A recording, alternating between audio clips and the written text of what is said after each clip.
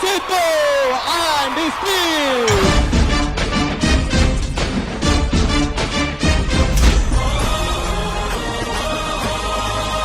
Vijay Sidhu video பார்த்தா மன அழுத்தம் குறையுதுன்னு சொல்றாங்களே, அது உண்மையா? உனக்கு 5 கஸ்டமர் அட் அ டைம்ல புடிச்சு கொடுத்துருக்கேன். அப்படி ஒரு டீ போட்டு எடுத்துட்டு வா. விஜய் சித்து வீடியோ பார்க்கும் போதெல்லாம் ஏதோ டபுள் மீனிங்ல நிறைய விஷயங்கள் கதைக்கிறாங்களே, அது சரியா? பிச்சத்தை நான் காட்டுறேன். காட்டுப்பா, இந்த அவுத்து காட்டு.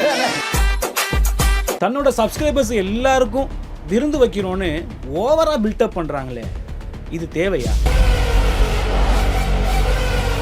இப்படி விஜய் சித்து யூடியூப் சேனலுக்கு பல விமர்சனங்கள் இருந்துகிட்டே இருக்கு. அதை பத்தி தான் இந்த வீடியோல ஃபுல்லா நம்ம பேச போறோம். மறக்காம இந்த வீடியோ ஃபுல்லா பாருங்க. மறக்காம சக்தி எஃப்எம் யூடியூப் சேனலை சப்ஸ்கிரைப் பண்ணி வைங்க.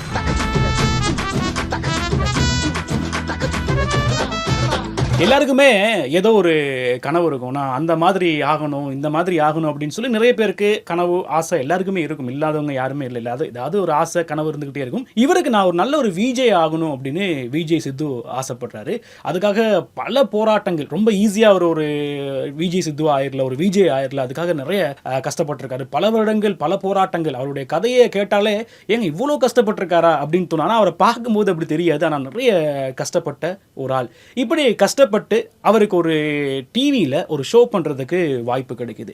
அந்த நேரம் பார்த்து அவருடைய மனைவி ஷாலினி அவங்க குழந்தை பிறக்கிறதுக்காக வைத்தியசாலையில் அனுமதிக்கப்பட்டிருக்கிறாங்க. இப்படி 2 விஷயம். இப்போ இந்த டைமில் நம்ம என்ன முடிவு எடுப்போம்? மனைவியை பார்க்க போவோமா, இல்லை நம்ம ரொம்ப நாளைக்கு பிறகு ஒரு கனவு நடமாக போகுது, அந்த கனவை தேடி போவோமா? ஆனால் நிறைய பேர் முடிவெடுக்கிறது மனைவியை போய் பார்த்துருவோம் அப்படின்னு சொல்லி முடிவெடுப்பாங்க. ஏன்னா அந்த டைமில் அதுதான் நமக்கு ரொம்ப பெருமதியான விஷயமா தெரியும். ஆனால் விஜய் சித்து லைஃப்பில் அது நடக்கவே இல்லை. அவருடைய மனைவி ஷாலினி என்ன சொல்லியிருக்காங்கன்னா, நான் என்ன பார்த்துக்கிறேன், நீங்கள் தைரியமாக உங்கள் கனவை தேடி போங்க, நீங்கள் போய் அந்த டிவி ஷோ பண்ணுங்கள், நல்லா பண்ணுங்கள், ஏன்னா ரொம்ப நாளும் கஷ்டப்பட்டீங்க, அதுக்கான வாய்ப்பு இப்போ கிடச்சிருக்கு, அதை மிஸ் பண்ணக்கூடாது, நிச்சயமாக உங்கள் லைஃப் மாறும் அப்படின்னு ஒரு நம்பிக்கை கொடுத்துருக்காங்க. அந்த விஷயத்தை கேட்கும்போது நமக்கே அடடா என்ன ஒரு மனைவிங்க, என்ன ஒரு அன்புங்க, இப்படிலாம் இருக்கணும் அப்படிங்கிற மாதிரி ஒரு உணர்வு ஏற்பட்டுச்சு. ஒரு விஷயம் சொல்லுவாங்க, எல்லாருடைய வெற்றிக்கும் பின்னாடியும் நிச்சயமாக ஒரு பெண் இருப்பாங்க அப்படின்னு சொல்லுவாங்கல்ல. அது விஜய் சித்து விஷயத்தில் சரியாக பொருந்திய விஷயமா மாறி இருக்கு அப்படின்னு கூட சொல்லலாம். அவங்க மனைவி தந்த சப்போர்ட்டால் டிவி ஷோ போகிறாரு, நிறைய ஷோலாம் பண்ண ஆரம்பிக்கிறாரு. அப்பவும் அவருடைய வாழ்க்கை மாறிடுச்சா அப்படின்னு சொல்லி கேட்டால் மாறவே இல்லை. அப்பவும் கஷ்டப்பட்டு தான் இருக்காரு. ஏன்னா குடும்ப வாழ்க்கை, அவர் சொல்லுவார், வீட்டுக்கு ரெண்ட் கட்டுறது கூட நான் நிறைய கஷ்டப்பட்டிருக்கேன் அப்படின்னு பல கஷ்டப்பட்டுக்கிட்டே இருக்காரு. இந்த டைமில் பிளாக் ஷீப் அப்படிங்கிற ஒரு யூடியூப் சேனல் ஆரம்பிக்கிறாங்க. அதில் இவர் போய் சேர்றாரு. அதில் நிறைய ப்ராங்க்லாம் பண்ணுறாரு, நிறைய அடிலாம் வாங்கி நம்மளை சிரிக்க வச்சிருப்பாரு. நிறைய பேர் ரொம்ப கஷ்டத்தில் இருக்கவங்க எல்லாருமே அந்த வீடியோ பார்த்து நிறைய பேர் சிரிச்சிருக்காங்க, நானும் உட்பட. இப்படி பல பேர் சந்தோஷமாக இருந்தாங்க. ஆனால் அவர் சந்தோஷமாக இருக்காரா அப்படின்னு சொல்லி கேட்டால் இல்லவே இல்லை. என்னென்னமோ பண்ணி பார்க்குறாரு, அவரால் இன்னும் மேலே வரவே முடியல, நிறைய கஷ்டப்படுறாரு, மேலே வரவே முடியல. என்ன காரணம் அப்படின்னு தேடி தேடி பார்க்குறாரு. இப்படி அவரோட வாழ்க்கை ஓடிக்கிட்டே இருக்கு. இந்த தோனி ஒரு விஷயம் சொல்லுவார், வாழ்க்கை இப்படியே முடிஞ்சிருமா அப்படின்னு சொல்கிற மாதிரி அவருடைய வாழ்க்கையும் அப்படியே முடிஞ்சிருமா அப்படின்னு பல யோசனைகள் அவருக்கு இருந்துக்கிட்டே இருக்கு.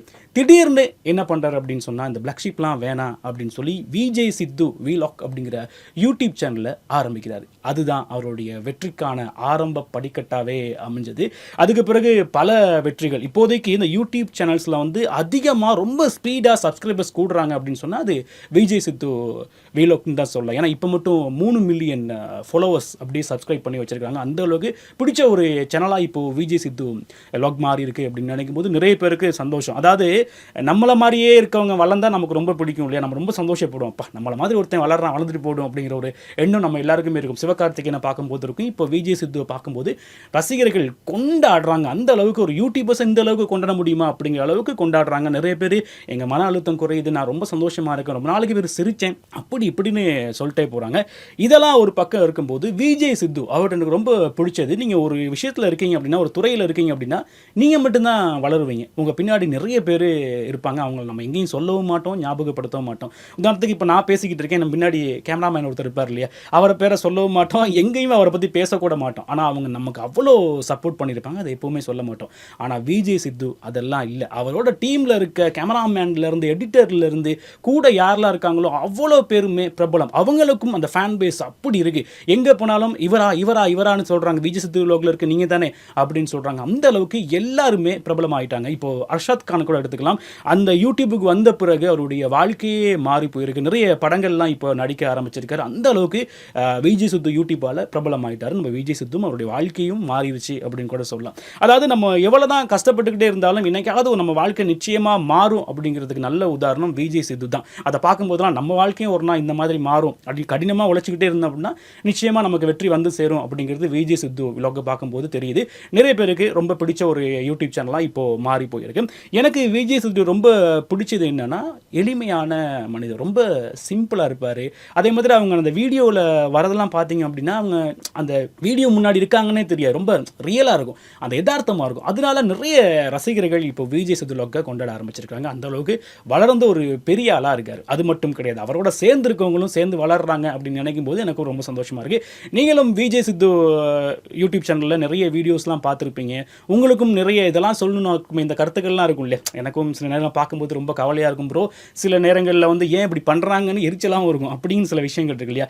விஜய் சித்து விலாக் நீங்கள் பார்த்துருப்பீங்க இல்லையா. உங்களுடைய கருத்து என்ன அப்படிங்கிறத கீழே கமெண்ட்டில் சொல்லுங்கள். மறக்காமல் சக்தி FM யூடியூப் சேனலை சப்ஸ்கிரைப் பண்ணி வைங்க. இன்னொரு வீடியோவில் உங்களை சந்திக்கிறேன். வணக்கம்.